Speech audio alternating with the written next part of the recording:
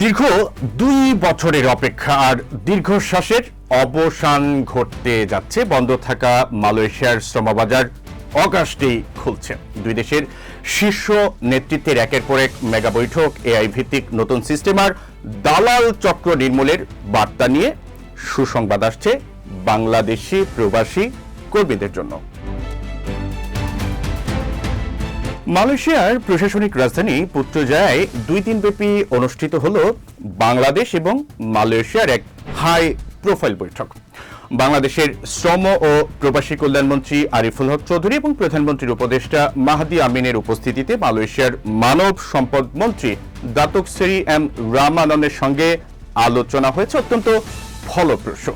কেবল মন্ত্রী পর্যায়ের বৈঠকই কিন্তু নয়, টেলিফোনে সরাসরি কথা বলেছেন বাংলাদেশের প্রধানমন্ত্রী তারেক রহমান এবং মালয়েশিয়ার প্রধানমন্ত্রী আনোয়ার ইব্রাহিম। জ্বালানি বিনিয়োগের পাশাপাশি আলোচনার মূল কেন্দ্রবিন্দুতেই কিন্তু ছিল শ্রমবাজারের যে বন্ধ দুয়ার সেটি পুনরায় খোলার বিষয়টি।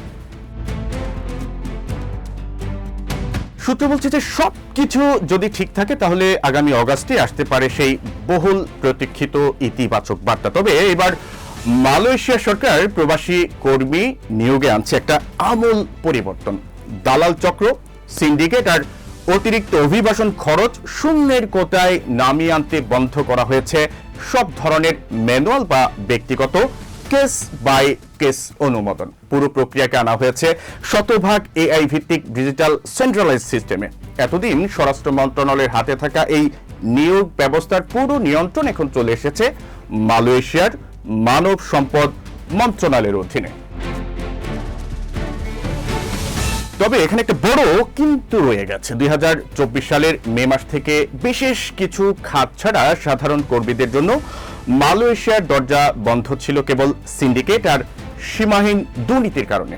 এখন অভিবাসন বিশেষজ্ঞরা কঠোর সতর্কবার্তা দিয়ে বলছেন যে অতীতে যে সিন্ডিকেটের কারণে লাখ লাখ কর্মীর স্বপ্ন ভেঙেছে, সেই দুর্নীতি এবং সিন্ডিকেট যদি এবার শতভাগ নির্মূল করা না যায় তবে এই বাজার খুললেও সেটি বেশি দিন স্থায়ী হবে না। অন্যদিকে মালয়েশিয়া ২০৩৫ সালের মধ্যে তাদের দেশে মোট বিদেশি কর্মীর হার ৫% নামিয়ে আনার পরিকল্পনা করছে। অর্থাৎ বিপুল সংখ্যার বদলে এখন প্রাধান্য পাবে মেধা এবং স্বচ্ছতা। দর্শক, আপনি কি মনে করেন ডিজিটালি নতুন সিস্টেমে দালালদের দৌরাত্ম্য বন্ধ করে আমাদের কর্মীরা কম খরচে নিরাপদে মালয়েশিয়া যেতে পারবেন? আপনার মতামত কমেন্টে জানান এবং মালয়েশিয়ার ভিসা আপডেট পেতে থাকুন ভিশন 24 এর সঙ্গে।